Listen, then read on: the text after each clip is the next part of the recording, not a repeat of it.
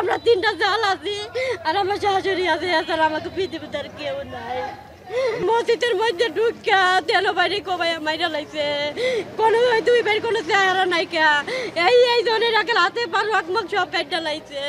Chairman বাড়ির লোকের হয়েছে এই জন্য নতুন চেয়ারম্যান যে জয়নাল মুন্সিকো বাড়ির সবাই ওই যে হ্যাঁ গো একটা ব্যবসার লিগে একটা ইয়া ছিল, যে যাদের ব্যবসা ছিল হ্যাঁ গো হের লিগা এই দলাদলি কইরা আল্লাহ দুইজন মসজিদের মধ্যে হালাইন না, হেরা তিনটা ভাই এই কোনো বোন নাই, হেরা তেন ভাই শেষ। আমার শ্বশুর আছিল, শ্বশুরও মারা গেছে, অনকালে আমরা তিনটা জাল আছি আর আমার শাশুড়ি আছে, এছাড়া আমাকে পৃথিবীতে আর কেউ নাই। মাদারীপুর সদর উপজেলার খোয়াজপুর ইউনিয়নে যে নির্মম হত্যাকাণ্ডের ঘটনা ঘটেছে সেই মসজিদের সামনে থেকেই আমরা এখন দেখতে পাচ্ছি যে এখানে আইন শৃঙ্খলা বাহিনী মোতায়েন করা হয়েছে।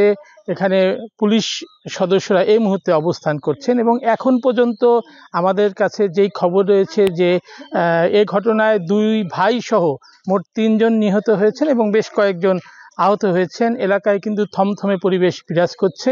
আমরা যে বিষয়টি জানতে পেরেছি, বালুর ব্যবসা স্থানীয়দের যেই আধিপত্যের লড়াই, সেই ঘটনাকে কেন্দ্র করে এই ঘটনা বা এই নির্মম হত্যাকাণ্ড ঘটেছে বলে আমরা জানতে পেরেছি।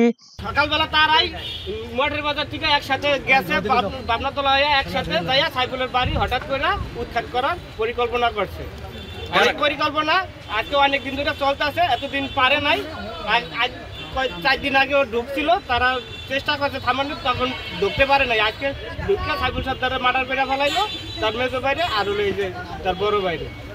লাশগুলো কোথায় আছে? লাশগুলো তাদের বাড়িতে দুইজনের লাশ আছে, আর একজনের ঢাকা পাঠাইলাম, আপনারা তো দেখলেন। তার এগুলার আমরা সঠিক বিচার চাই, আমরা জানি সঠিক বিচার পাই, সেই দিকে সবাই সহযোগিতা করবে। আচ্ছা, ওই দলের মূল কে ছিল? এই দলের মূল ছিল শাহজাহান। আমরা হ্যাঁ বুঝি না, আমরা কিছু না ভাই, আমাকে ওটা পুলিশ না হে কলে তোরে শেষে চাঙ্গা ফেকে ইট ফেকে সারা ফেকে আর 3 ভাই মসজিদে ঢুকছে, মসজিদে যাইয়া এহেন দায় ওরছে চেনে নাই তা, আমাকে বাড়ি চেনে নাই, আমাকে বাড়ি দেখেন ফর্মেলের পালা আসছিল 3টা, এরপরে যে দলি হৌর আছে না ওর পালা আসছিল 3টা, চুলার পালা আসছিল 3টা, সব ধরে দিচ্ছে। পাখের ঘর আসছিল 3টা, সব ধরে দিচ্ছে। দেন হেস মাসে ওই পাশে গরুর লেগে 2টা চালু দিয়েছি, সেও ধরে দিচ্ছে। খালি পানিতে নিয়ে পেয়েছি বালতি বেরা বলে তুমি সবাই যাবে আত্মীয় না, আনুমানিক কত লোকজন আসছিল হামলা চালাইলো? গমের পাকে 200 মানুষ আছে।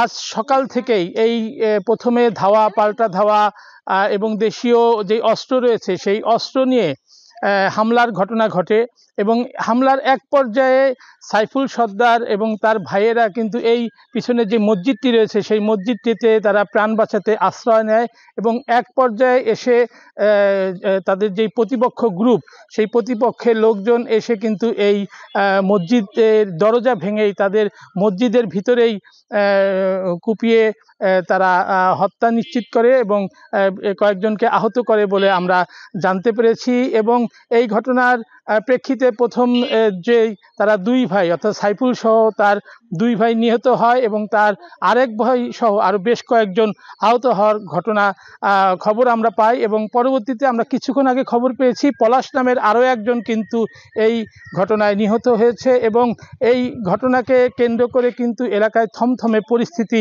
এখনও বিরাজ করছে। আইনশৃঙ্খলা বাহিনী মোতায়েন রয়েছে এবং এই স্থানীয় যেই সকল মানুষ রয়েছে তাদের ভিতরে কিন্তু চরম আতঙ্ক বিরাজ করছে। শুধুমাত্র হত্যাকাণ্ড নয়, এখানে আমরা দেখতে পেয়েছি যে সাইফুল সর্দারের যে বাড়িঘর বা আশেপাশের যে বেশ কিছু বাড়িঘর কিন্তু অগ্নিসংযোগ ঘটানো হয়েছে এবং এখানে ইজি বাইক সহ বাড়ির যে মূল্যবান জিনিসপত্র পুরো একেবারে অঙ্গার হয়ে গিয়েছে। এলাকায় আতঙ্ক বিরাজ করছে। তবে সেই আতঙ্ক নিরসনে এই এলাকায় কিন্তু আমরা অতিরিক্ত আইনশৃঙ্খলা বাহিনীর আমরা মোতায়েন হতে দেখেছি এবং এখন পর্যন্ত যেই কয়জন আহত রয়েছেন আহতদের মধ্যে এখনও 2 জনের অবস্থা আশঙ্কাজনক বলে আমরা একাধিক সূত্রে নিশ্চিত হয়েছি। এ ব্যাপারে হচ্ছে আমরা অলরেডি 2 জনকে গ্রেপ্তার করেছি এবং আমাদের গ্রেপ্তার প্রক্রিয়া এখনও চলমান আছে। আমরা গ্রেপ্তার প্রক্রিয়া চালিয়ে যাচ্ছি।